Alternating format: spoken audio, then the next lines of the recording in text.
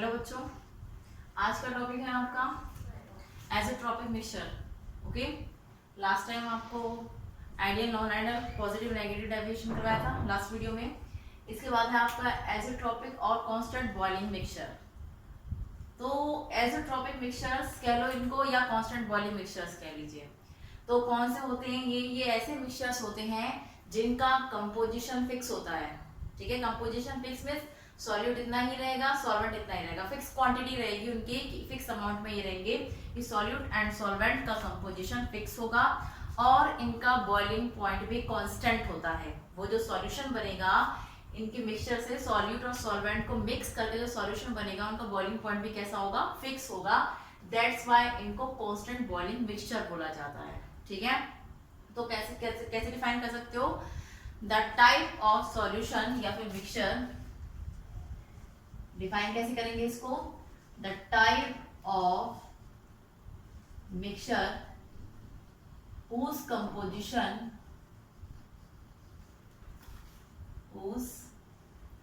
composition is fixed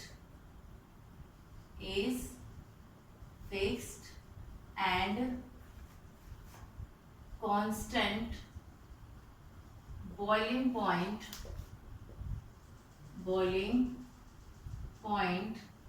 is known as azeotropic or constant boiling mixture.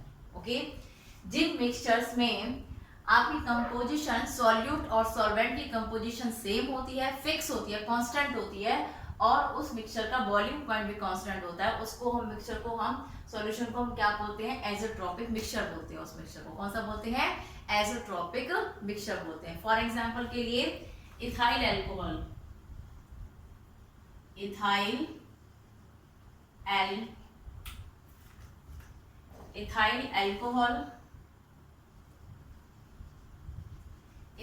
Alcohol and water, इन दोनों का जो mixture है इथाइल एल्कोहल एंड वाटर का, ethyl alcohol इसमें कितना होता है 95.4% और ये होता है 4.6% वाटर। ठीक है, ये मिक्सचर ये कांस्टेंट है इनका कंपोजिशन कि इथाइल एल्कोहल 95.4 होगा एंड वाटर आपका 4.6 होगा। ये कांस्टेंट कंपोजिशन है इसका। क्लियर, इससे जो मिक्सचर बनेगा इनका बॉइलिंग पॉइंट क्या होता है, इनका बॉइलिंग पॉइंट होता है 351.15 केल्विन। ये इसका बॉइलिंग पॉइंट होता है इस मिक्सचर का और ये कांस्टेंट होता है। ये कैसा होता है, कांस्टेंट। तो ऐसा सॉल्यूशन ऐसा मिक्सचर जिसमें सॉल्यूट एंड सॉल्वेंट का ये दोनों लिक्विड स्टेट में होते हैं। कैसे स्टेट में होते हैं, लिक्विड स्टेट में होते हैं सॉल्यूट एंड सॉल्वेंट दोनों, जिनका कंपोजिशन फिक्स्ड होता है, कांस्टेंट होता है। कैसा होता है, कांस्टेंट कंपोजिशन की इथाइल एल्कोहल 95.4% है एंड वाटर आपका 4.6% है और उनका बॉइलिंग पॉइंट भी क्या होता है, फिक्स होता है। उनको उसको हम क्या बोलते हैं, एज़ोट्रॉपिक मिक्सचर या फिर बॉइलिंग मिक्सचर बोला जाता है। ठीक है, वैसे एक्चुअली जो आपका इथाइल एल्कोहल है इसका बॉइलिंग पॉइंट होता है, एल्कोहल इसका बॉइलिंग पॉइंट होता है 351.5। ये क्या होता है 3, इसका क्या होता है, ये बॉइलिंग पॉइंट होता है। ठीक है, और जो वाटर होता है H2O का बॉइलिंग पॉइंट कितना होता है सबको पता है, 373 होता है, 373 kelvin and 100 degree Celsius. Okay, तो ये क्या है इसका, ये इनके एक्चुअल बॉइलिंग पॉइंट्स होते हैं कि वाटर का इतना होता है, इथाइल एल्कोहल का इतना होता है, बट इन दोनों को जब मिक्स करते हैं तो कांस्टेंट बॉइलिंग पॉइंट इनका ये होता है। ठीक है, ओके, तो ये हो गया आपका एज़ोट्रॉपिक और constant boiling mixture. Next topic है हमारा कॉलिगेटिव प्रॉपर्टी।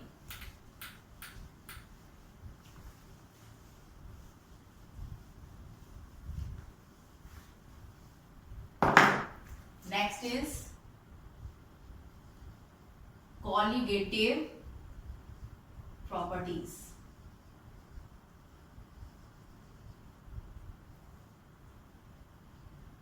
इंपॉर्टेंट टॉपिक है ये कॉलिगेटिव प्रॉपर्टीज। तो कॉलिगेटिव प्रॉपर्टीज कौन सी प्रॉपर्टीज होती हैं किसी सॉल्यूशन की, ये सॉल्यूशन की वो प्रॉपर्टी है जो नेचर ऑफ सॉल्यूट पर डिपेंड करती है।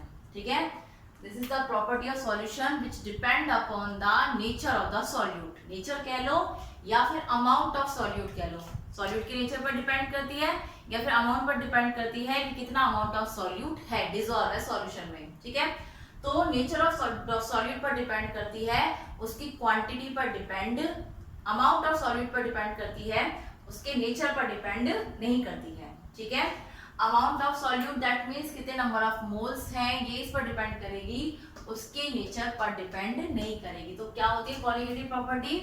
The property of solution, the property of solution which depends upon the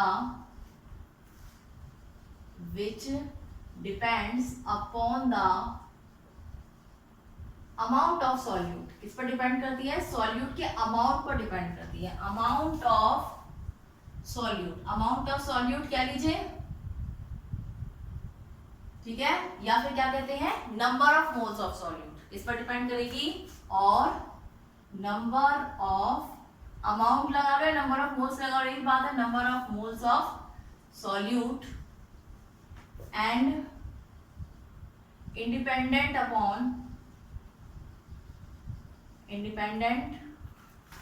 upon nature of solvent, nature of, जो किस पर डिपेंड करती है, अमाउंट पर डिपेंड करती है सॉल्यूट की, या फिर number of moles per depend करती है, नेचर पर क्या होती है, इंडिपेंडेंट करती है, independent upon the nature of solute. Okay, clear? चलिए, कॉलिगेटिव प्रॉपर्टीज वो होती हैं जो सॉल्यूट के अमाउंट पर डिपेंड करती है, नेचर पर डिपेंड नहीं करती है। इस पर डिपेंड करती है अमाउंट पर, कितना अमाउंट ऑफ सॉल्यूट लिया गया है, which depend upon the amount of solute या number of moles of solute. Clear? तो ये हो गई आपकी कॉलिगेटिव प्रॉपर्टीज। नेक्स्ट आते हैं आपकी कॉलिगेटिव जो प्रॉपर्टीज हैं, ये 4 टाइप्स की होती हैं। ठीक है, कॉलिगेटिव प्रॉपर्टीज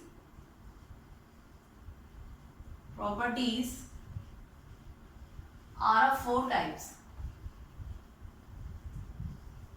4 टाइप्स की होती है ये।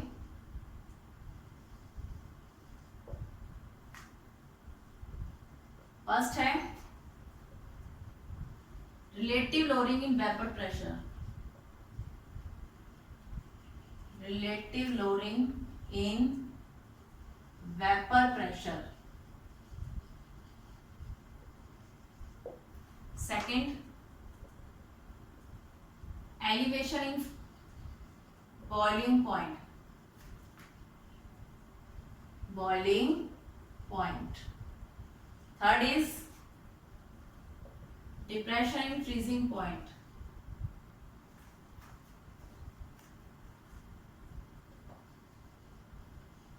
depression in freezing point, and last is fourth, osmotic pressure। Okay, ये 4 कॉलिगेटिव प्रॉपर्टीज होती है, relative lowering in vapour pressure, elevation in boiling point, depression in freezing point and osmotic pressure. Clear? ये चारों के चारों कॉलिगेटिव प्रॉपर्टीज हम यहाँ पर पढ़ेंगे। तो फर्स्ट है हमारा relative lowering in vapour pressure. सबसे पहले हम क्या देखते हैं, relative lowering in vapour pressure.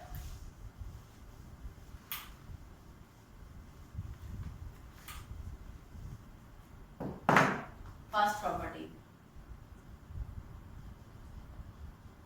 relative lowering in vapor pressure, vapor pressure। Relative lowering in vapour pressure उन सॉल्यूशंस का निकाला जाता है जिनमें नॉन वोलेटाइल सॉल्यूट्स होते हैं। ठीक है, नॉन वोलेटाइल सॉल्यूट कौन से होते हैं, जो इजीली अपने वेपर्स में कन्वर्ट नहीं होते हैं, उनको हम नॉन वोलेटाइल सॉल्यूट बोलते हैं। क्लियर? तो नॉन वोलेटाइल सॉल्यूट्स का जो सॉल्यूशंस होते हैं जिनमें नॉन वोलेटाइल सॉल्यूट होते हैं, उनका वेपर प्रेशर अगर हम जब निकालते हैं, उसके लिए कौन सी कॉलिगेटिव प्रॉपर्टी यूज करते हैं, हम relative lowering in vapour pressure use करते हैं। ठीक है, तो जो आपके सॉल्यूशंस होते हैं जिनमें नॉन वोलेटाइल सॉल्यूट होते हैं, उनमें वेपर प्रेशर किसके ऊपर डिपेंड करता है, सॉल्वेंट के ऊपर डिपेंड करता है। प्रॉपर्ली जो सॉल्यूशन है जिसमें नॉन वोलेटाइल सॉल्यूट्स होते हैं, नॉन वोलेटाइल, ठीक है, इनमें जो वेपर प्रेशर है सॉल्यूशन का किसके ऊपर डिपेंड करता है, सॉल्वेंट के ऊपर डिपेंड करता है। किसके ऊपर डिपेंड करता है, सॉल्वेंट, क्योंकि सॉल्यूट जो आपका वो तो नॉन वोलेटाइल है। सॉल्यूट कैसा है आपका? नॉन वोलेटाइल है। दैट मींस इसका वेपर प्रेशर कैसा होगा? जीरो होगा। जो वेपर्स में कन्वर्ट नहीं होते इजीली उनको क्या कहते हैं? नॉन वोलेटाइल सॉल्यूट कहते हैं। तो जो वेपर प्रेशर होगा वो किसकी वजह से होगा? सॉल्वेंट की वजह से होगा। सॉल्यूशन का जो वेपर प्रेशर होगा किसकी वजह से होगा? सॉल्वेंट की वजह से होगा। तो वेपर प्रेशर जो सॉल्यूशन का होता है, जिनमें नॉन वोलेटाइल सॉल्यूट्स होते हैं, उनका वेपर प्रेशर सॉल्वेंट पर डिपेंड करता है। किस पर डिपेंड करता है? सॉल्वेंट पर, क्योंकि सॉल्यूट जो होते हैं वो वेपर्स में कन्वर्ट नहीं होते हैं। ठीक है, तो यहाँ पर जो इसका वेपर प्रेशर होगा सॉल्यूशन का वो कितना होगा? PS यानी vapour pressure of solution is equal to PA। Vapour pressure of solvent पर डिपेंड करेगा। ठीक है, और PA क्या होता है? PA is equal to P0A into XA, Raoult's law यही होता है। ठीक है, ये आपका PA है, इसको ऐसे पुट कर दीजिए, put in first, put in first, इसको फर्स्ट में पुट कर दो तो कितना हो जाएगा? PS इज इक्वल टू कितना होगा? ये इसकी जगह इसको रखिए P0A into XA। Okay, but XA plus XB क्या होता है? XA plus XB mole fraction में किया था इज इक्वल टू 1। अगर हम यहाँ से XA निकालते हैं तो कितना हो जाएगा? 1 माइनस XB। इसको यहाँ पुट कर दीजिए, ये सेकंड है। ठीक है, put the value of XA in second में पुट कर दीजिए इसकी वैल्यू को, तो कितना हो जाएगा? PS is equal to P0A और XA की जगह क्या लिखोगे आप? 1 minus XB, 1 minus XB। Okay, तो ये कितना हो जाएगा? इसको अंदर मल्टीप्लाई करेंगे, P0A माइनस P0A XB, ये हो जाएगा। ठीक है, ये इतना हो गया आपका P0A 1 माइनस XB हो गया। क्लियर? अब इतना करने के बाद इसको अब हम क्या करेंगे? किसके इक्वल आया है? PS के इक्वल आया है। किसके इक्वल आया है? PS के इक्वल आया है। क्लियर? अब हम यहाँ से क्या निकालें? अगर यहाँ से हम निकालें P0A, क्या निकालें हम? P0A, ये P0A हमने इधर ले लिया, ये कितना हो जाएगा? PS हो जाएगा। इसको जो एज इट इज इधर ले जाएंगे, इसका साइन चेंज हो जाएगा। PS is equal to P0A XB। हो गया इतना? ठीक है, अब हम क्या करें? P0A minus PS upon P0A is equal to XB।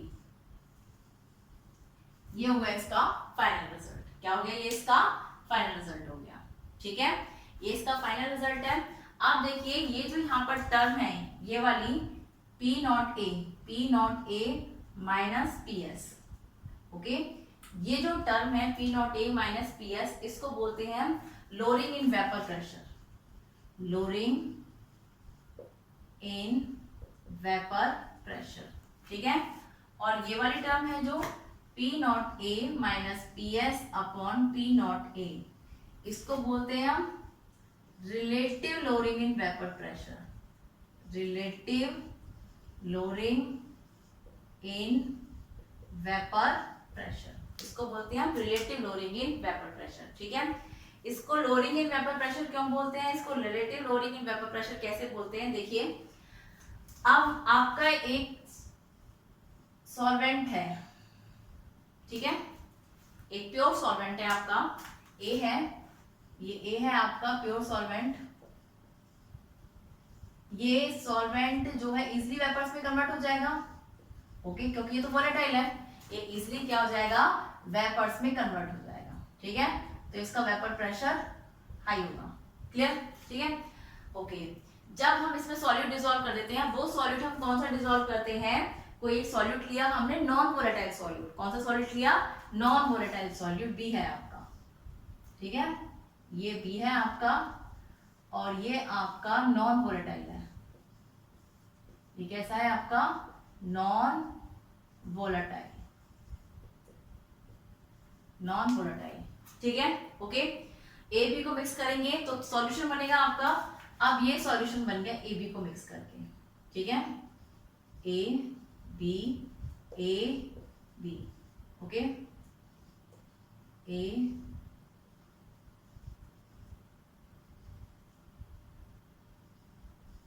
चलिए, ठीक है। अब ए तो इजीली वेपर्स में कन्वर्ट हो सकता है क्योंकि ये वोलेटाइल है। ये क्या है? वोलेटाइल। पर बी जो है वो नॉन वोलेटाइल है। बी क्या है आपका? वो नॉन वोलेटाइल है।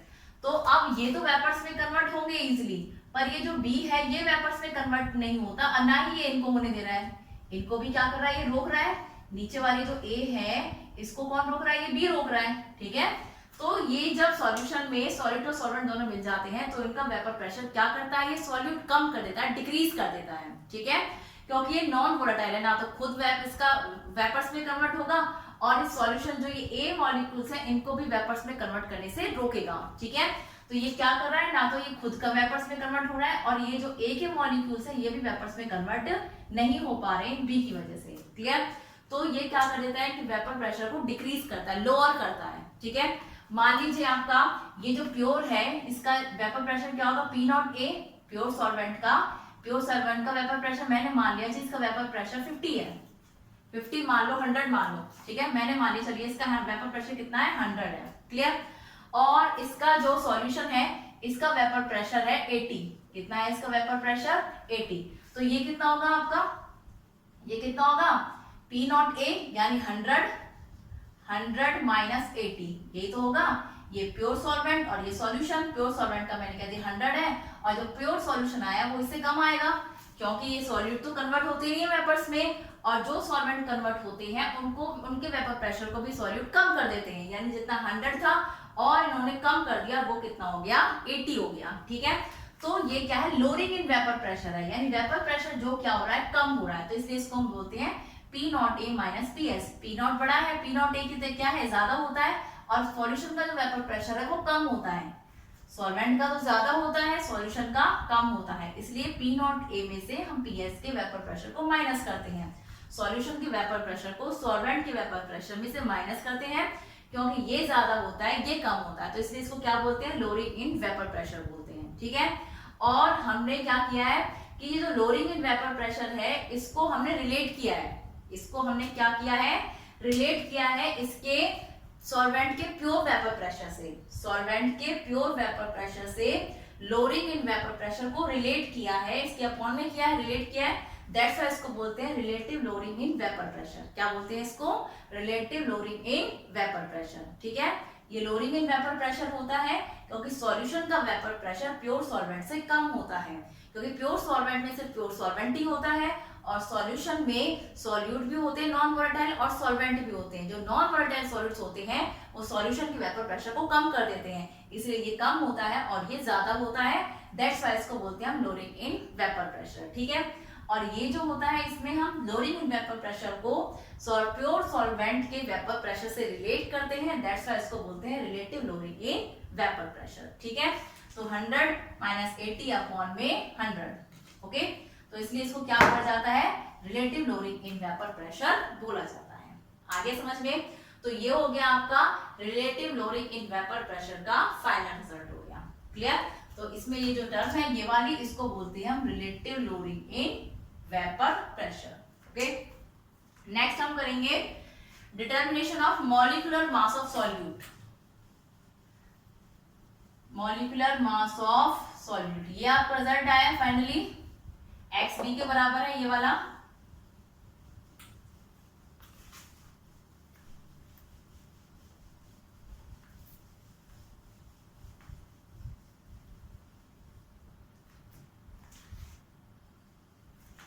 Determination of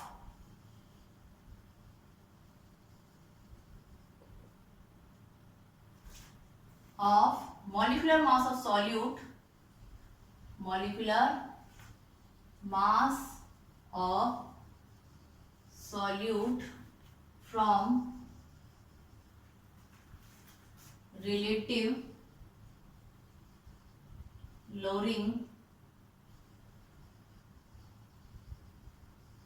in vapor pressure of solution.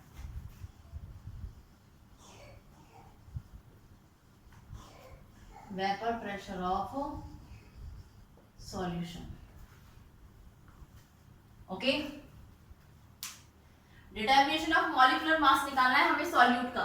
किसका निकालना है, सॉल्यूट का, फ्रॉम रिलेटिव लोअरिंग और relative lowering in vapour pressure of solution. ठीक है, यानी relative lowering in vapour pressure of solution जो आया था इससे हम सॉल्यूट का मॉलिक्यूलर मास निकालेंगे।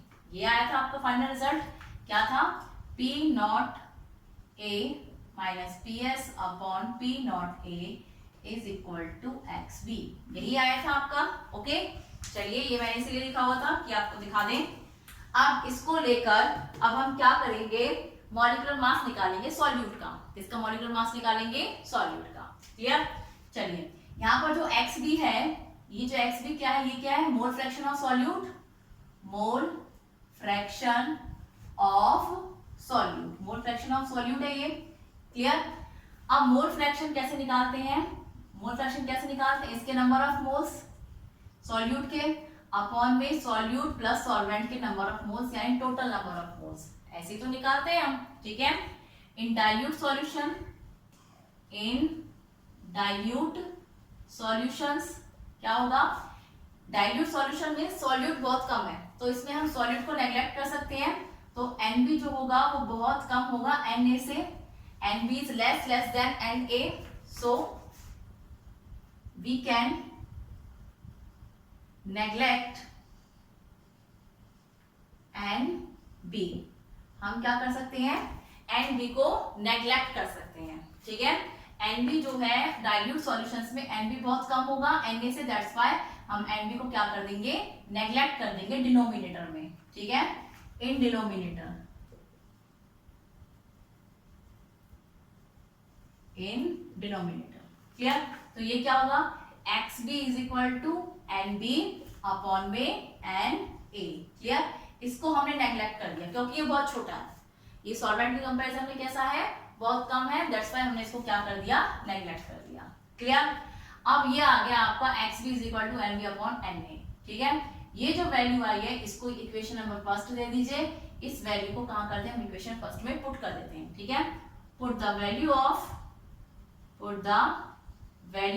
Of XB in equation first. Okay, चलिए पुट कीजिए, कितना आ जाएगा, P not A minus PS upon P not A is equal to NB upon Na, इतना हो गया। ठीक है, NB क्या है, number of moles of solute, Na क्या है, number of moles of solvent. Okay, तो NB क्या होता है, वी नो, हमें पता है कि NB क्या होता है, number of moles of solute क्या होते हैं, NB वेट ऑफ सॉल्यूट यानी WB अपॉन में molecular mass of solute MB।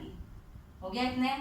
और Na क्या होगा, Na is equal to weight of solvent upon में मॉलिक्यूलर मास ऑफ सॉल्वेंट। ये हो गया, इन दोनों वैल्यूज को यहाँ पुट कर दो। ठीक है, ये है सेकंड, फ्रॉम सेकंड पुट कर दीजिए सेकंड में, P not A minus PS upon P not A, ये हो गया बेटा इतना, इज इक्वल टू NB की जगह हम क्या लिखेंगे, WB अपॉन WA। क्या लिखोगे, WB upon MB, sorry MB, और Na की जगह क्या लिखेंगे, WA अपॉन में MA। क्लियर? ठीक है, ये हमने पुट कर दिया इधर इतना। अब हमें निकालना क्या है, इसमें मॉलिक्यूलर मास ऑफ सॉल्यूट निकालना है। किसका मॉलिक्यूलर मास निकालना है, सॉल्यूट। सॉल्यूट क्या होता है आपका, B and molecular mass is M, that means हमें MB निकालना है। क्या निकालना है, हमें MB निकालना है, मॉलिक्यूलर मास ऑफ सॉल्यूट निकालना है हमें। ठीक है, तो क्या होगा आपका, ये जो है आपका हमें MB निकालना है, तो आप क्या करोगे, ये है, हाँ जी, तो आप क्या करोगे, W, यहाँ पे देखिए MB को तो ले लीजिए, MB को हमने क्या कर लिया, MB को हमने ले लिया इधर। आप MB को जब इधर ले लोगे तो क्या आएगा, WB अपॉन में WA, तो क्या लिखोगे आप, WB अपॉन में WA। अब क्या बच गया, MA बच गया आपका। ठीक है, इस ये MA चला जाएगा आपका ऊपर, MA अपॉन में ये इधर आ जाएगा P not A minus PS upon P not A। Clear? ये है हमारा फाइनल रिजल्ट कि मॉलिक्यूलर मास ऑफ सॉल्यूट यहाँ से कैसे फाइंड आउट करना है। क्लियर? जब ये इधर जाएगा तो ये इधर आ जाएगा। ओके, और ये आपका यहाँ से निकल जाएगा MB, यानी मॉलिक्यूलर मास ऑफ सॉल्यूट। यहाँ से हम कैलकुलेट कर सकते हैं। कौन सा केस है ये, जब सॉल्यूशन आपका डाइल्यूट है। सॉल्यूशन क्या है आपका, डाइल्यूट। अगर सॉल्यूशन आपका डाइल्यूट नहीं होता है तो क्या होता है, देखिए, ठीक है, ये इतना हो गया। अगर सॉल्यूशन आपका डाइल्यूट ना हो तो क्या करोगे, क्लियर? तो वही है same, determination of molecular mass solute from reducing vapor pressure when solution is dilute or not, ठीक है। इसमें एक चीज और ऐड कर देनी है, when solution is dilute or not, ठीक है, सॉल्यूशन आपका डाइल्यूट हो या फिर ना हो, क्लियर। चलिए देखते हैं अब हम कि सॉल्यूशन डाइल्यूट हो या ना हो तो तब क्या होगा, ठीक है। अब इसमें क्या होगा, XB क्या है हमारा, XB क्या है हमारा, मोल फ्रैक्शन है। XB क्या है हमारा, मोल फ्रैक्शन। मोल फ्रैक्शन हम कैसे निकालते हैं, मोल फ्रैक्शन का फॉर्मूला क्या होता है, XB XA plus XB is equal to 1। ये हमने पढ़ा हुआ है कि ये हमारा क्या होता है, मोल फ्रैक्शन का फॉर्मूला होता है। यहाँ से जब हमने मोल फ्रैक्शन निकाला था, काउंट किया था, तो हमने देखा था कि ये होता है XA plus XB is equal to 1 होता है, ठीक है। अब यहाँ पर हो गया, अब XB जो है मोल फ्रैक्शन है, XB को कैसे निकालते हैं हम, डायरेक्टली पुट कर देंगे P not A minus PS upon P not A is equal to, XB क्या होता है, mole fraction, NB number of moles of solute upon में number of moles of solute plus number of moles of solvent, यही होता है, ठीक है। अब इतना होता है ये, इसको इनवर्स कर दो, रिवर्स कर दीजिए इसको, P नॉट A को ऊपर ले आइए अपॉन में P not A minus PS, इसको भी ऐसे ही कर दीजिए NA प्लस NB अपॉन में NB, क्लियर। ये NB से NB कट हो जाएगा तो ये क्या हो जाएगा, P not A upon P not A minus PS is equal NA upon NB plus NB upon NB, तो ये 1 हो गया आपका। ये हो गया P not A upon P not A minus PS is equal to NA plus NB n plus 1। ये जो 1 है इसको इधर ले जाइए, ठीक है, इस 1 को आप इधर ले जाइए तो कितना हो जाएगा, P not A minus PS, ये S से इधर PS minus 1 is equal to NA upon NB, ठीक है। ये 1 इधर आ गया। अब इसका एलसीएम ले लीजिए, इधर देख लीजिए इसको, एलसीएम लेंगे कितना आ जाएगा, P not A minus PS, ये एलसीएम आ गया, ऊपर P not A as it is minus, ठीक है, ये कितना आ जाएगा, P not A plus PS is equal to NA upon NB, clear. P not A से P नॉट A कटेगा, ये हो गया PS upon P not A minus PS is equal to NA upon NB, इसको उल्टा कर दीजिए, it can be written as, और P not A minus PS upon PS is equal to NA upon NB, ये है इसका final result, okay. ये क्या है, इसका फाइनल रिजल्ट है, क्लियर, आगे समझ में। तो ये तब यूज होगा जब सॉल्यूशन डाइल्यूट हो भी सकता है, नहीं भी हो सकता, और वो उससे पहले वाला केस था वो उसी के लिए था जब सॉल्यूशन आपका डाइल्यूट हो, ठीक है। तो आज के लिए इतना बहुत है।